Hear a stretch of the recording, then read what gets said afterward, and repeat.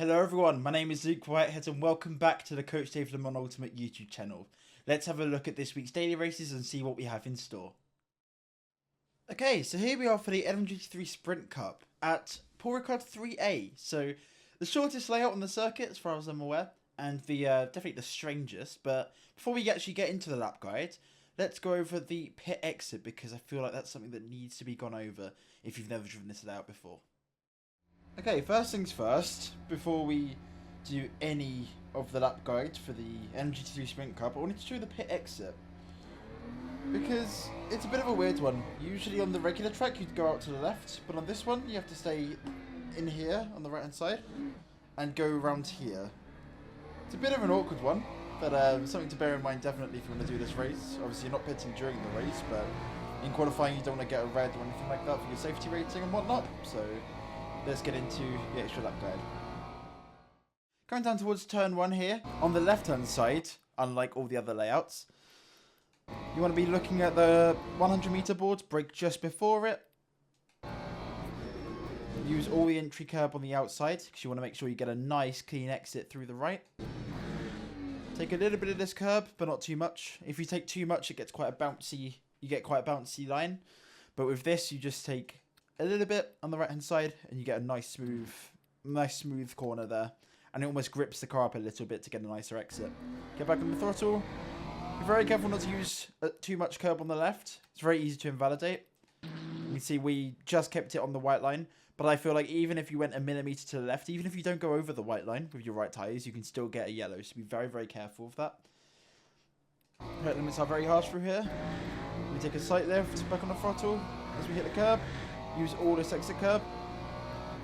It's quite a difficult corner, that one, because you want to try and get a very good exit, but you also don't want to take it too slow because you just lose all momentum onto the street. So it's a pretty difficult balance. Now, coming to signals here. I'm going to downshift just at this little bollard here, or just before the 50 meter board. Keeping half throttle on, or a little bit of throttle on, just to stabilise the rear a little bit. Try and hook a little bit of the right-hand curb as well. You can take a lot more speed through here than you would on the regular layouts. And now, coming into this very difficult long right-hander. You turn in, brake just as this curb is about to end on the left-hand side.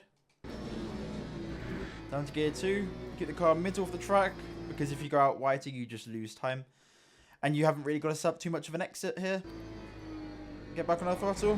We somehow keep it valid, even though we took a lot of curb there. We're going to go over to the right hand side, and now brake just as this curb on the left starts. V the corner off, take a nice late apex, hit the apex pretty much at the bollard here. Back on the throttle, don't use too much exit curb, because the TC will cut in a hell of a lot if you take too much exit curb.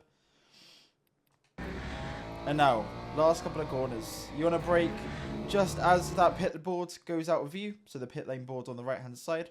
We'll just change camera and then you can see it there. Gear 2, again, V the corner off, let the car run out slightly wide in the middle of the corner, but again, not too wide, or only, not even half a car width really out from the corner, or half a car width out from the curb really.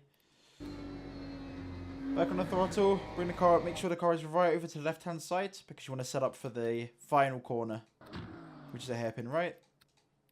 Down to gear 1. Again, nice late apex, back on the throttle, right as you hit the apex. Again, nice straight exit. And that is a very short lap of Paul Ricard 3A. So let's have a quick look over Coach Dave Delta and see what that lap looks like. And then we'll go over some of the evaluation things we need to consider for this daily race. Okay, so let's have a look on Coach Dave Delta. There's a couple of things I wanted to go over relative to the regular Paul Ricard lap, but also just on this lap alone. So let's just go through the lap corner by corner. So turn 1 is relatively self-explanatory. You have quite a short braking zone, very short apex corner, so not a very long trailing phase. You can see we're 100% and then pretty much straight off the brake, and a little bit of overlap on the throttle there. Then into here we have a slight lift off while the car is straight, so that the car's getting destabilized the least at that sort of phase. And then back on the throttle just as we're about to hit the curb, so that the front is a little bit off the ground and we don't just completely bottom out over that curb. But then back to full throttle as soon as we're off that curb, because you have a relatively long straight, getting to around 254 kilometers per hour. Now, we do have a small break into here, and there's a long coasting phase before we get back on the throttle. And this is obviously different to the regular Paul Ricard layout, the Elms layout at least, because you're approaching at around 20 kilometers per hour more on this layout than you are on the Elms layout. So it's very important to remember that you're going to need to scrub off more speed on this layout than you would on the Elms layout. So that's very important to remember. You can see gradually getting back to the full throttle and then back to full just as we're exiting the corner. And then braking as straight as we possibly can, kind of pointing the car towards the apex of the corner, or the first apex of the corner, and braking straight. And then kind of playing with the throttle a little bit just to keep the rear stabilized. And then back to throttle, having a slight lift there because I thought we were going to invalidate. And then back to full throttle. And again into here. Very hard initial hit, kind of trailing off. Not a very nice brake trace, I'm afraid. But you get the kind of sentiment, is that we're trailing off. And then a little bit of coasting in the middle. Back to full throttle, hitting a nice late apex. Similar sort of principle here, braking while the car is straight. So kind of straight lining it from the right-hand curb to the apex, or the first apex that you hit. And then again, coasting quite a lot. And then back to the throttle a little bit. And then again, braking straight. Very short braking trace because it's a very short braking zone with a very short apex. Little bit of coasting. And then back to full throttle. Now let's get into the things we have to consider for this daily race. So for the LMGT3 Sprint Cup, it's a 30-minute race, which means you won't need full energy and you won't need a full tank of fuel. I was told that we needed about 24 laps of fuel to be safe, maybe 25, and that was around 60% of virtual energy. But obviously that's car dependent, so please test it before you go out and race because it might be different for what you find out. Additionally, obviously it's a very, very hot race. It's around 30 degrees ambient temp, which means that tyre temps are going to be very, very important. So make sure to keep those ducts wide open for the race. Even in quali, you might want to keep them open as well. And also bear in mind that car choice might be very useful to help keep those tyre temps in check. For example, cars like the Lexus will be very strong because of the tyre temps being that much lower. As for car picks though, think about it this way. It's a very short circuit with a lot of acceleration zones. So I think the Aston Martin will be a very strong pick. I think the Mustang will be a pretty decent pick. But of course, the Lexus is always going to be there or thereabouts as well. But of course, we don't know because it's a very short track and it's not a track that we've driven around all that much. But definitely it's going to be an interesting one. I think BMW could also be an outside shout if you can keep its temps in that window. But that's very unlikely with that car. But without further ado, let's get into the next daily races we have for this week.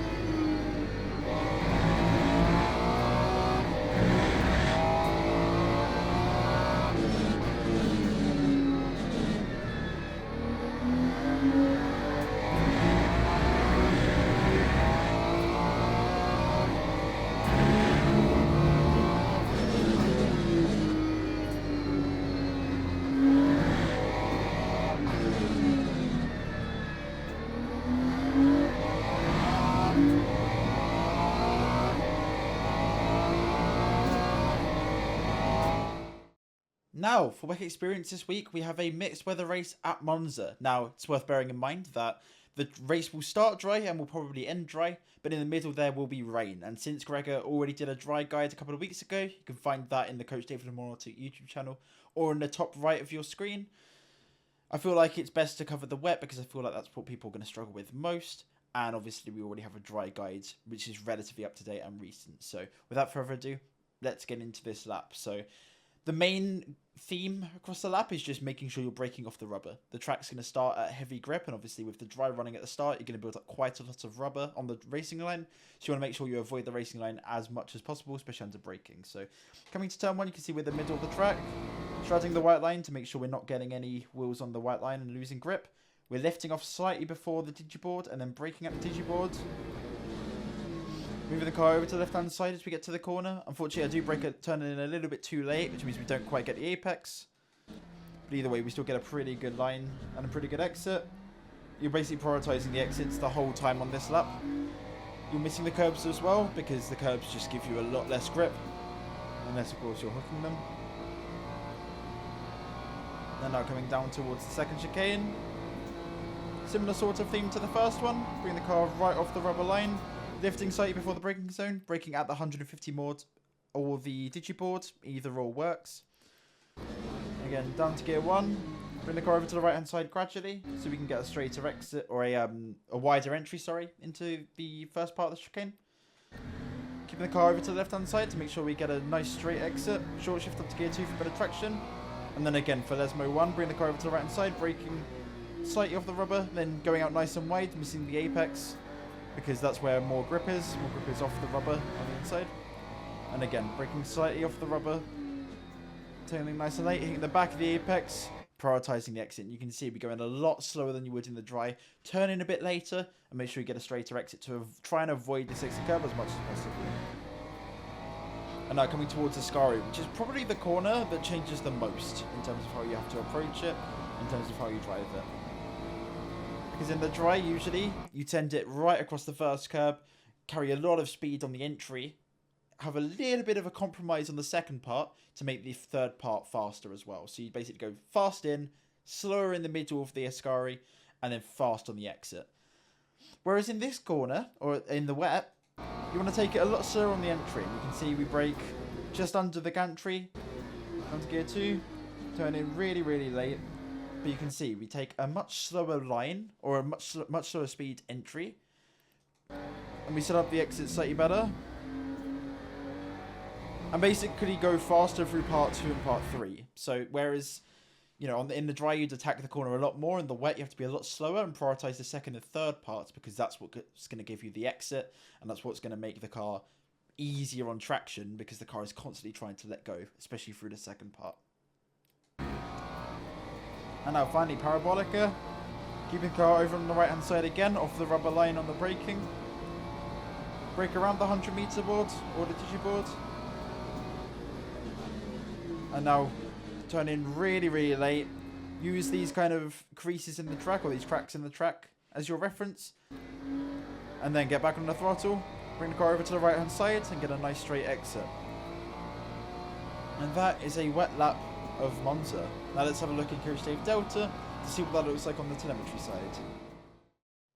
Okay, so let's have a look at Coach Dave Delta. Now there was a couple of things that I wanted to show more than anything else, and that was the brake traces. So first and foremost, if we compare to the reference lap that we have here, the 49.2, which is a dry lap, you can see that we're obviously braking a lot earlier, but you can see we're a lot more gradual with the braking trace than you would be in the dry. So you can see we're kind of curving up the brake trace and then gradually bringing it off.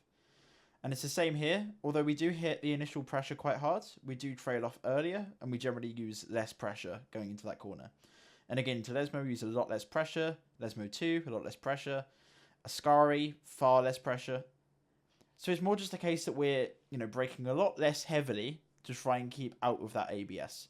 Because that was the main thing that happened into turn 1, was that in the very end of the braking zone, I sort of went slightly into the ABS, and that just caused us to understeer past the apex. And it's very important to make sure you don't do that, and make sure that you're using less brake pressure in general, and also less max pedal force is usually the play. But obviously, because the race is going to be mixed weather, it's going to be a bit more difficult to do that, I think. So it's going to definitely be a balance to strike up. But as you can see, again, just being a lot smoother and a lot gentler on the car, also with the steering as well. While we're using, more steering lock overall, we're applying it more smoothly, and obviously with more trailing. So let's have a look at the car choices for this daily race. So, first and foremost, WEC Experience. It's a 60-minute race, which means you will need to make a pit stop in this race. Add to that the mixed weather, and it means that the strategy is a bit up in the air, and it's going to vary from race to race. So it's going to be one of those where you probably need a bit of a hybrid setup. You need to adjust the setup ever so slightly to make the traction better in the low speeds. So that's going to be something you'll need to feel out depending on how wet it gets. Obviously, the lap that I did was quite wet and will probably be significantly more wet than will be in the online races. But it's just something that's worth bearing in mind, that you may need to make a couple of compromises or maybe make a couple of changes in the pit stop to adjust for that. As for car choice, obviously in the dry, it would be the likes of the BMW, the Lexus, the Corvette, those sort of cars. But in the wet, the Porsche is definitely going to be more viable. The Corvette, I think, will still be viable. The Corvette is a very strong car in the wet. But it's a little bit up in the air. I think the Lexus is also very good in the wet. But don't count out the Mercedes. The Mercedes has been a car that I've seen quite a lot at the sharp end in Monza. But obviously, we've had a recent BOP change. So it's a little bit unknown as to where those cars will be. But I think you're going to have quite a few good choices for this race. So let's get into the other daily races that we have.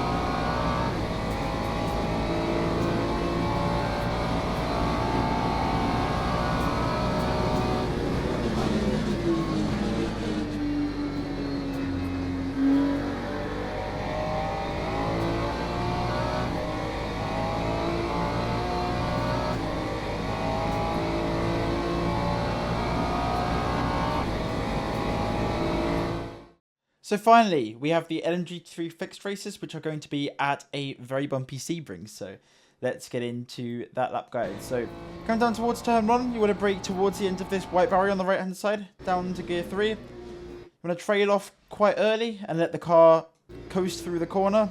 Get back to the throttle mid-corner, only when you know that you've got the car rotated, because the car likes to understeer a hell of a lot, especially on throttle on the fixed setups. The cars like to just go straight, so just be very, very careful. We get it absolutely perfect. We do go right on the edge of invalidating. You see our left wheels are still on the white line, so we are fortunately still valid.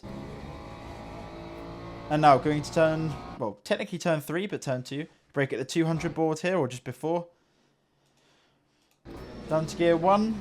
Usually you'd keep this in gear 2, but the Ferrari you keep it in gear 1, just to get a bit more rotation with the engine braking. Short shift. Swing it over the right-hand curb. Try and keep the car as far to the right-hand side as you can. We go a little bit too wide here. You can see we're almost off the rubber, but fortunately we do get enough rotation, which means we do hit the back of the apex and hit the yellow line on the left-hand side, which is nice. Go back on the throttle a little early, which lets us run out onto the curb a bit too much, but generally you'd want to take a little bit less curb than that. Keep your right wheels on the curb. We'll show you what that kind of looks like when you're not completely going wide. You can see. This is what you kind of want to be aiming for, is this sort of exit line. And then coming down to the end of the first sector, you have this very bumpy braking zone. You want to brake just after the first white line. Down to gear 1. Turn in quite late, hit the apex. You don't want to take too much curb, because if you take the yellow, you get really bad traction. You can see we're as close to it as you really want to be. Back on the throttle, let the car go straight over this grass or gravel and the curb with a bit of TC override to get us ready to exit. I know you get a bit of a breather as we come to what is, in my opinion, the second most frustrating corner on the circuit. Brake at the 300. Down to gear 2. Into gear 1 even. Short shift up to gear 2 to get a bit more traction on the exit. And then fling it over the left-hand curve. Keep the car nice and narrow to the left-hand side. And now into this really, really frustrating right-hander. This is the most annoying corner on the circuit. Simply because it's deceptive. You want to brake a lot earlier in there than you actually think you need to. Simply because you want to prioritise the exit. As you see, we brake quite a bit before the curb. Onto gear 2, turning nice and late.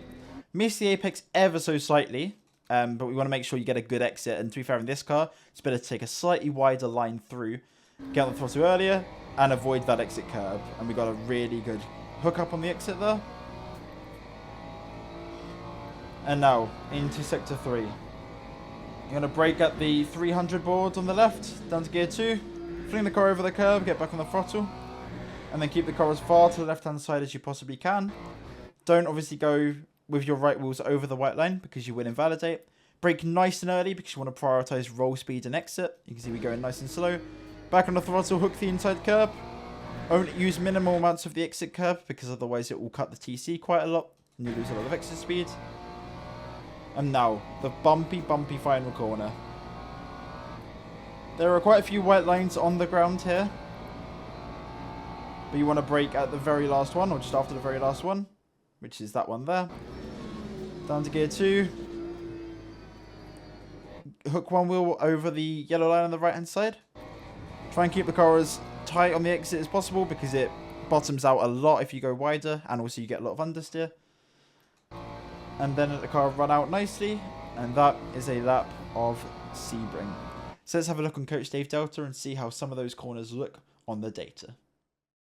So the main thing I wanted to highlight, which is more of a quirk of the fixed setup races, rather than a quirk of Sebring specifically. But a lot of the steering that we get done, and the peak of steering lock in each corner, is done while we're off the brake and off the throttle. And that can be seen at every single corner. You see here into turn 1. You see we're off the brake and we're at 23%, and then we start turning less when we start getting on the throttle. And then again, turn 2, while we're still trail braking slightly here, but it's not really enough to make a difference, and that's where we peak the steering. And then again, even the next corner, just before we get back on the throttle, is where we hit the peak steering. And then a hairpin again. So similar thing across the entirety of the lap is that right at the end of that trailing point, or when we're coasting, is when we're peaking at steering pressure, steering lock. And that's a very big thing with the with these fixed setup races, is that when you're braking, the car doesn't really want to turn because the setups are made to be more understeery. So you need to make the use of coasting, especially into turn 1, especially in the high speed corners. You saw in sector 3 as well. That was a very big thing. You know, you see we're coasting for quite a while before we get to the corner. Again, same at the next corner as well. That we're getting a lot of coasting while we're turning. And that's a very big thing across this entire lap. That's very important because you still want to carry a lot of cornering speed through, but at the same time, you don't want to end up braking super deep into the corner because the car will just understeer wide. So that's something very, you know, especially if you do open setup races quite often, it's something very difficult to adapt to and something very important to consider. So speaking of important things to consider, let's have a look at the car choices for this week. So, generally Sebring rewards cars that have very strong acceleration, especially at the mid-range. So, cars like the Aston Martin, the BMW and the Ford will be very, very strong picks. But don't count out the likes of the Lamborghini and the Porsche. Those cars seem very fast on open setup, so they might still be very strong on fixed setup as well. But as the week goes on, obviously, we're going to see which cars rise to the top, because obviously we've had recent BOP changes. So